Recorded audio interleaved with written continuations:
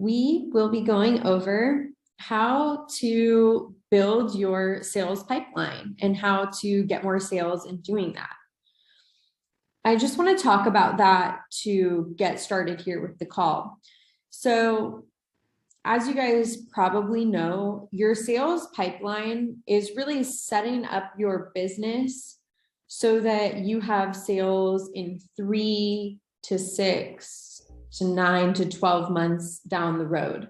Building your pipeline today is so that you have sales in the future, right? This is how we typically do business, because the people that you're calling in your database, or maybe the people that you're door knocking or that you are farming, they might not be ready to buy today, but they might be ready to buy down the line. So you want to keep track of those people, right? You don't want somebody who tells you, hey, I want to buy in 9 months. You don't want to just forget about them or not take any action on them. You want to create an opportunity for them. So opportunities in command is the same thing as your sales pipeline. So that's what we will be going over today. We'll be in the opportunities applet. But I just wanted to drive home the point that, you know, what we're doing today, the activities we're doing today to lead generate, might not lead to sales today, tomorrow, this month, but it might lead to sales down the line. And what we will be talking about and going over today is so that you don't lose track of any of those hot leads, so they don't slip through the cracks, and so that you have a system of continually following up with them. And with that, I will begin sharing my screen. So here I am logged into Command. In case you forgot, the website is agent.kw.com.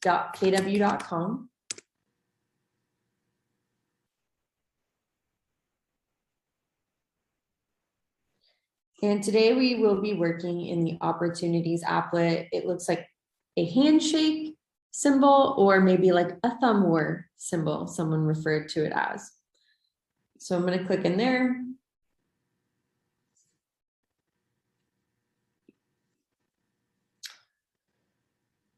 All right, if you are a single agent, you're just going to see your name, all opportunities, and all discussions at the top, and then you'll see listings, buyers, and leases.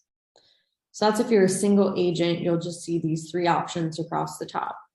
If you're on a team, you are going to see your team name, and then your name, all opportunities, all discussions.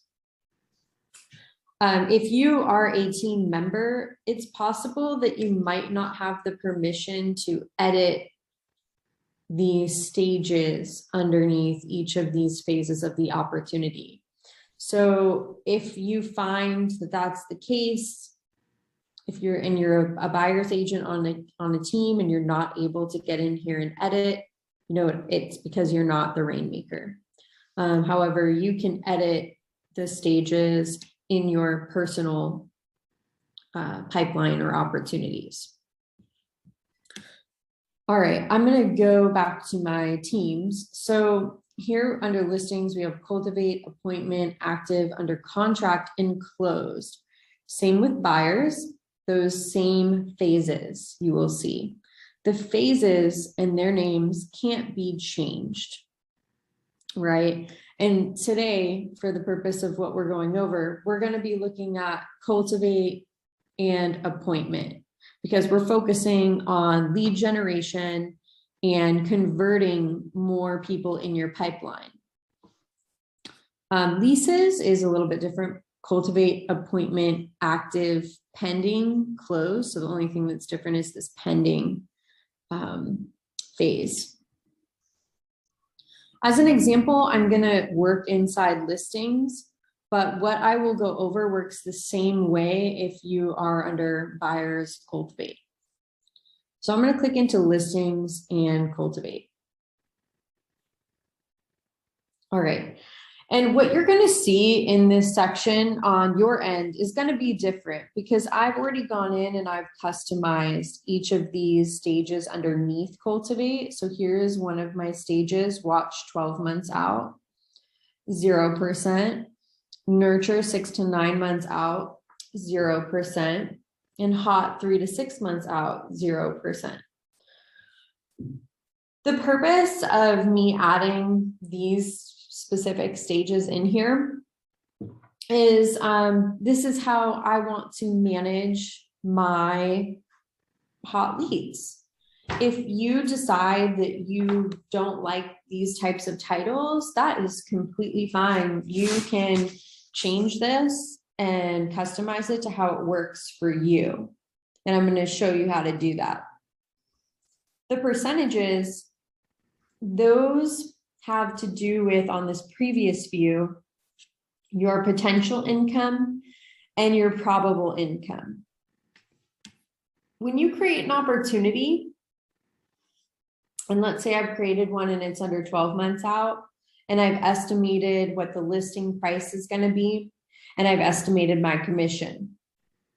That's going to calculate based on the percent I put here in my probable income on that previous screen.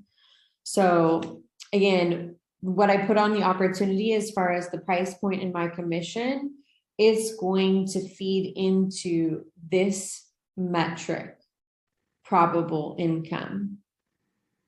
Adjusted commission based on each stage's probability to close. So when I'm in watch 12 months out, I've actually zeroed out this number because when I'm watch 12 months out, I don't want to count any of that as my potential income. I don't think it's very likely that I'm going to close when I'm still that far out from the sale. Now, maybe as I move them forward in the sales process, I might increase those percentages on each stage. And certainly when we get to appointment and I'm working on scheduling the appointment, it's scheduled and they've kept the appointment with me and met with me. We've discussed the listing agreement, then right, I might have these percentages for that probable income. All right, so back under Cultivate, now I'm going to show you how you can edit these to make them work for you. All right, so this button in the top right corner, edit stages with this pencil icon. I'm going to click on that. Takes me to this screen. So here are all the stages under Cultivate, the names, probability, and there are these awesome checklists. These checklists are basically templates. So whenever you put an opportunity in, let's say, watch 12 months out, you will see this checklist show up on that opportunity. And you can assign a due date to yourself for these. Follow-up number 1, follow-up number 2, follow-up number 3. So I have just done these general follow-ups. You can name these more specific things like add to monthly neighborhood nurture, add to biweekly neighborhood nurture, or maybe it's a phone call follow-up instead of just a general follow-up, or an email check-in, or invite to coffee message. You can make these as specific or as vague as you want. But the important thing is to set up these templates so you don't have to add these one by one every time you bring someone into Cultivate Watch 12 months out. And client update is more for operational tasks. If you want your client to receive an update that these tasks were done, we're definitely not going to check these off for these types of follow-up tasks, because then your client would receive an email, oh, follow-up 1 was done. No, we don't want that. This is just maybe for more listing prep type tasks, if you want them to get an update. Okay, so here's my checklist. I can add additional items like add a biweekly neighborhood nurture and save. And let's save there. And I can edit the names of each of these, watch 12 months out. And then the probability it's going to close. Again, I like to have mine zeroed out when we're still this early on in the relationship with the client. I don't want to count on that income. So I'm going to save that. You can also delete any of these, and you can also add a stage.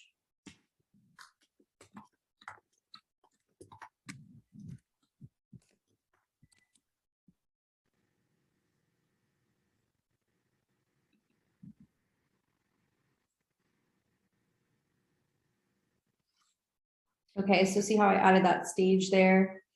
And now it's going to show up. If I go back here to this view, I just scroll over towards the right, and I can see that there.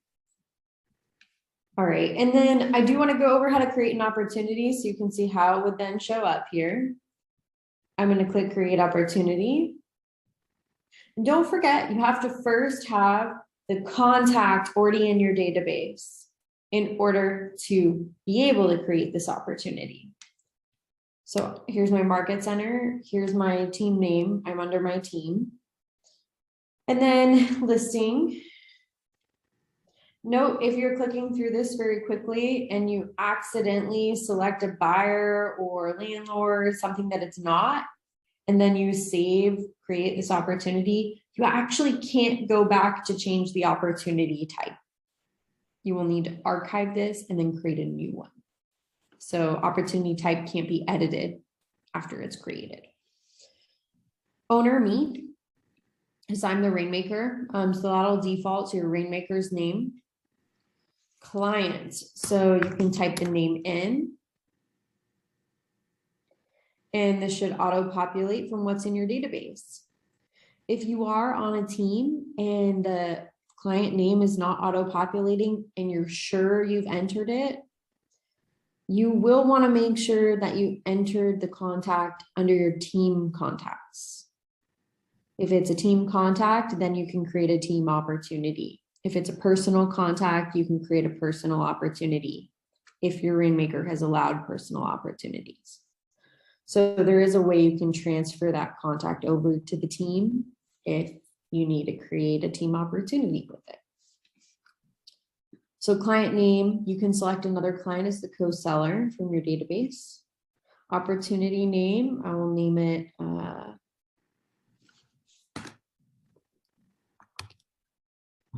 something that they know will be a test. Custom tags are for your convenience. Single family luxury listing buyer. These are ones I've created. You don't have to use these, but you can if you want to. Estimated close date. You do want to put some number here based on what you know about this transaction. So let's see, this person, I'm going to start them out in 6 months out. So let's see.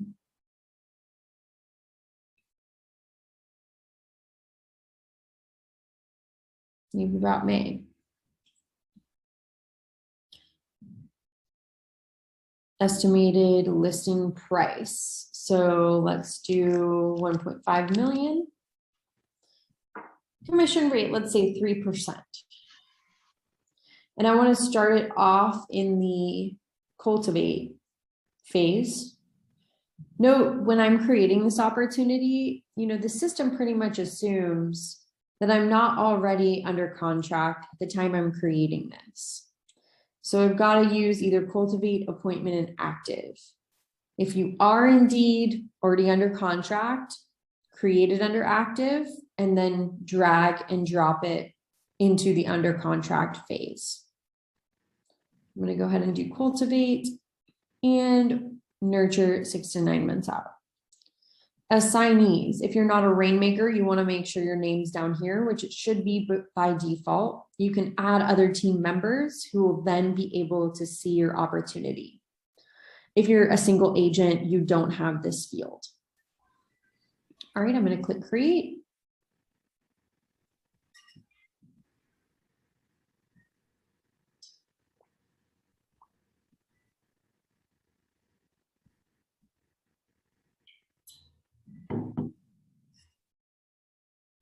All right, now I'm going to go back. It just automatically opened it up to the details section, and we will go over this a little bit, but I'm going to go back to listing and cultivate. So here is how your opportunity will show up. And You really want to load this up. You want to load up 12 months out, 6 to 9 months out, 3 to 6 months out. Because again, this means that this is going to be your business for the next 12 months. If you don't have anything in this section currently, maybe you're using something else to track your pipeline. But if you're not, then the question is, what does your business look like in 3 months? What does your business look like in 6 months from now? 12 months from now? Right? Because I know that if I don't have anything in this section, I'm going to be hungry in those months. I'm going to be hurting for business. So if you want to set yourself up for success in 2022, this should be your focus now, is loading up your pipeline. And theoretically, again, these are your hot leads. You should be visiting this area of command more frequently than any other applet or part of command besides contacts, because you always want to enter, any contact in there, any new contacts, at least. Does that make sense to everybody? And feel free to unmute yourselves to comment on this or drop comments in the chat. This is really how this section should be used. Although I know that we teach how to do transactions in command, which is, centered around the pipeline section, the opportunities section. However, this part, as far as using opportunities to cultivate the transaction and in the appointment stages, very, very important for future casting your business and making sure that you've got business consistently next year. If you've got goals for next year for how many clients, buyers, and sellers you want to close, right? If you have numbers on there, 10, and maybe you have 10 and 10. And if you don't have anything in these sections right now, you want to be building this, right? This is building your business for the next, couple years. You might do open houses too as a source of lead generation, right? And those people might want to buy more immediately. But people at open houses, they start early as well. They start looking maybe 6 months before they actually end up starting to put offers in on a place. So you want to front load your business here and make sure you're really focusing on this so you can have a steady and consistent business next year. Now, I wish Matt Henry was on this call. I don't think he is. I'm going to double check here. No. So Matt Henry is a volunteer agent, market center tech trainer, and he sometimes pops on these calls. His first couple years in the business, he really didn't see much movement. And he really focused hard on Cultivate and putting people in these stages and managing them and making sure that, his checklist for that stage was executed, that his follow-ups were executed, that if he ran through all these follow-ups, then he added more and he continued to follow up with whomever he had in watch 12 months out, nurture 6 to 9 months out, hot 3 to 6. So for his first 2 years of business, he struggled. But because he focused so hard on this, he's meeting his goals for this past year. And I want to say he's closing like 12, 13 units in the San Francisco area, all in the Bay Area. So think of what his production must be, right? So this is setting yourself up for success. This is setting yourself up for automated follow-up. So here's how those checklists are executed, right? I added this person to 6 to 9 months out, and now you see the checklist appearing on the opportunity. And so here were the follow-ups in my stage template, right? So these will show up on every opportunity I put under 6 to 9 months out. And if you're a team, you can assign this to someone on your team. If you're a single agent, it'll just be assigned to you, but you can set a due date for all of these. And that way you don't have to check them here. You can just be checking your tasks applet to see what's due and what you need to do for these opportunities. And in tasks, on the top of the page, you will want to be checking all opportunity tasks here. Okay. I got a lot of past due. All right, I'm going to go back to where we were. So systematizing your follow-ups on these will make your life a lot easier, right? If you have it planned out that you're going to do a phone call and have a script and then email them, add to the neighborhood nurture, whatever it may be, invite to coffee, it sure takes the work off of you to think about this later, right? You don't have to think about it later. You thought about it on the front end, and then it's just, you're going to get reminders on the things that you're supposed to be doing. Now I'm going to go inside the opportunity and I'm going to talk about a couple things in here. So you saw everything I filled out when I initially created the opportunity. There are some other dates in this general information section. So I'm under details. I'm in general information. You do want to add maybe the time frame. If you have an initial appointment scheduled with them, you want to enter the date here. If the appointment has a date and then the agreement was 1, so your listing agreement, and then the contract date you ratified, close date, and you can put an estimated close date in there if it hasn't closed yet.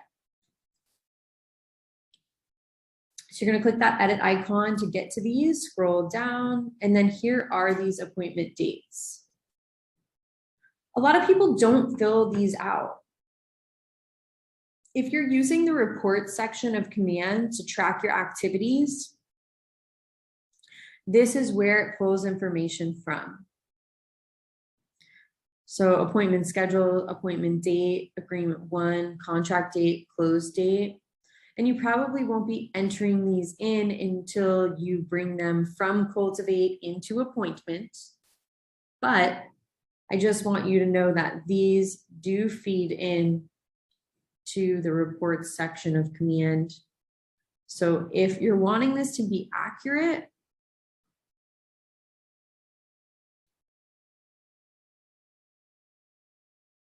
and look, here's where it tracks your total opportunities, new opportunities, potential income, probable income, and commission. And this shows how many, how much volume you have under Cultivate appointments, active, under contract, and closed. Buyer opportunity overview. And then goals. So here's where appointments set, appointments kept, agreements, under contract, closed. Those fields I was just pointing out to you, this is where that data feeds out to. There's really no other way to update these manually. Again, you've got to be entering that under your opportunity in the details section in the general information.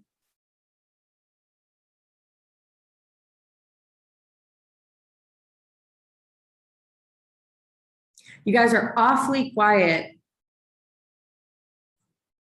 That is all the content that I had to go over, really just talking about the mindset around the opportunities section of the site and using it to cultivate your buyers and sellers and move them into appointment and keep track of them here so they don't slip through the cracks, so you don't forget about them, right? They're hot leads. You don't want them to go with another agent for your lack of following up, right?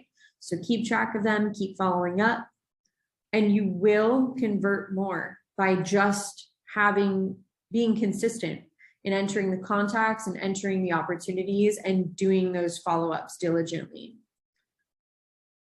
Does anyone have any comments or questions? None for me.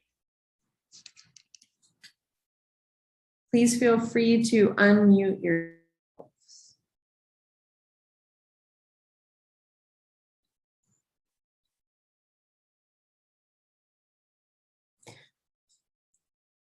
Okay, well, that's everything that I have for you guys today. I know it was only a 30-minute class. I hope you got some value out of it today. And thank you for attending the Zoom and dedicating your time to this. Please feel free to drop any questions in the chat. I'm happy to help.